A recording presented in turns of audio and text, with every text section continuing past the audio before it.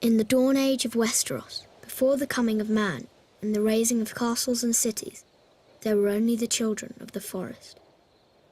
Little is known of them now, but it is said they were small in stature, dark and beautiful, and no taller than children when grown to manhood. They lived in the depths of the forests and hidden villages, crannogs and caves. They hunted with weirwood bows and armed themselves with blades of obsidian. Their wise men were called green seers and were possessed of a powerful magic.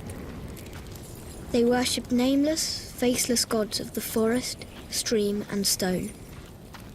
According to legend, it was they who carved faces in the great white trunks of the majestic weirwoods. Their deep-cut eyes were red with sap and ever watchful. 12,000 years ago, the first men came from the eastern continent, crossing a land bridge called the Arm of Dawn. Riding their great horses and wielding weapons of bronze, they cut down the children's forests and weirwoods.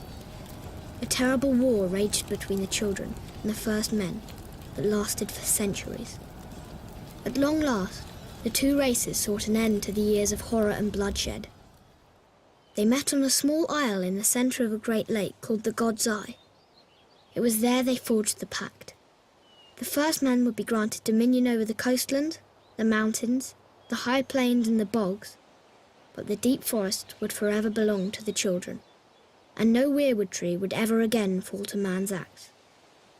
To seal the pact before the gods, the children carved a face in every weirwood tree on the island, which came to be known as the Isle of Faces. But the pact could not withstand the coming of the Andals, a race of tall, fair-haired warriors.